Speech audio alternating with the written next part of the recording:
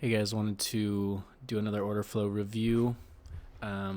Just kind of review the day and some cool bits of order flow. I only really took one trade today, and it wasn't based off of this because I was already in a trade and I was still holding long from a swing failure in the morning. But I am starting the replay around 9:30 Mountain Time.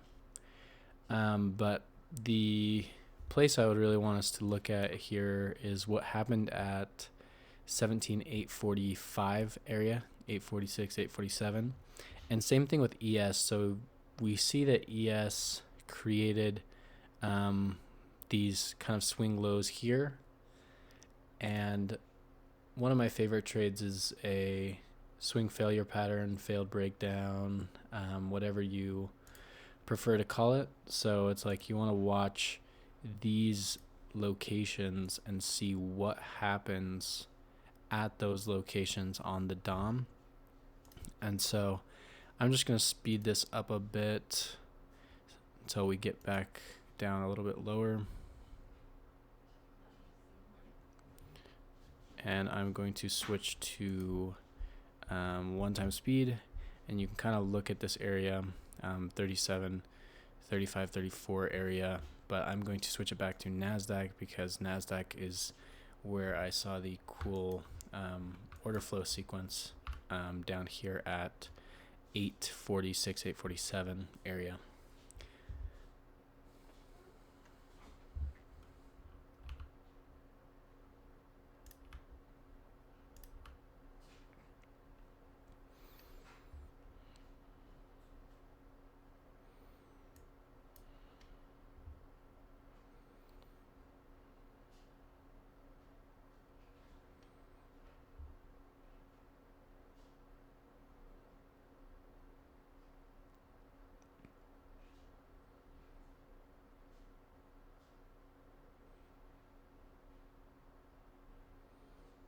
All right, so now watch us once we start breaking lower here.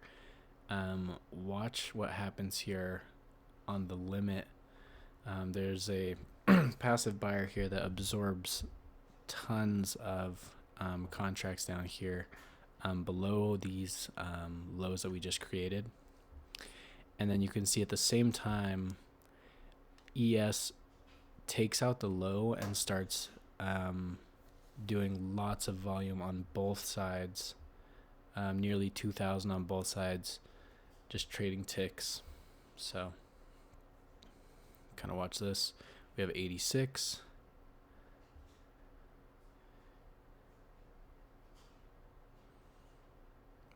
You can see they're still absorbing, got to 112, 175, 187.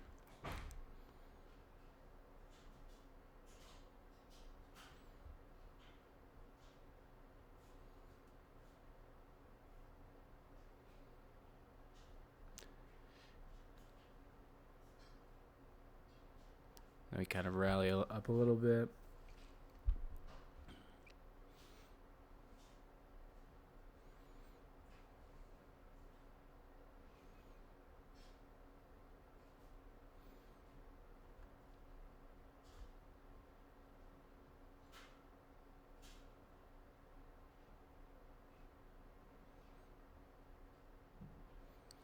See, we start popping off of that area.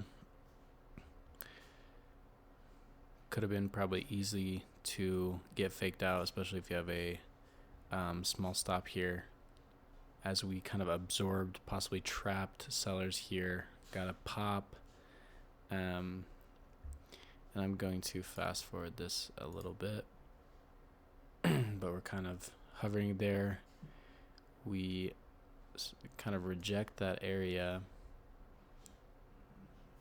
I go back to 1 time speed.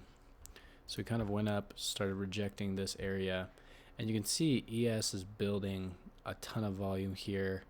We're building volume here, and we have that sell side there, and then we break through it, right? So we have that sell side, we break through it, and this is an example, I would say, of a behind the elephant trade where you have some big volume, you kind of get this blip below, and then you get a pop like that.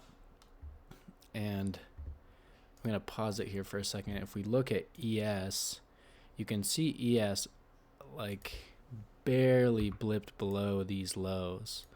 So in two aspects, it's a pretty good trade where we have this failed breakdown, and then in the NASDAQ, where we were almost creating like a higher low from previous, and so we have this huge volume down here, we have that huge absorption, and then we see us kind of pop back up over that. You could have got an entry maybe on this pop.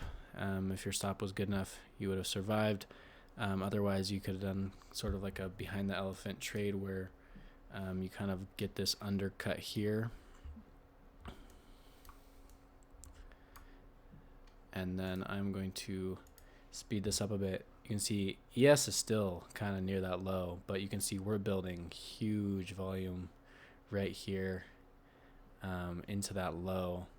It's getting super controlled. NASDAQ is starting to pop higher, and we're still like, look at these, this volume we're doing right here. You can see we have tons of volume here, and then NASDAQ really starts to take off back to the upside.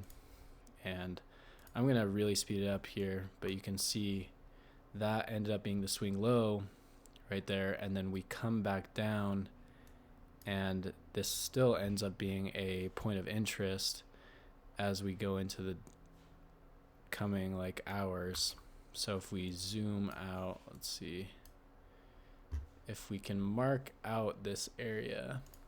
Let's mark out this like 45, 47 area. We move super far to the upside, and we come back down and bounce pretty heavily off of that that same area we bounced from, and then obviously we broke back below it here, and then back kind of above it and just rallied the rest. So I just thought that was a cool spot to look at and price action to look at, as we created a pretty big distribution on ES, and NASDAQ we absorbed like 230 lots and blipped below it, and then that's where we started to take off from.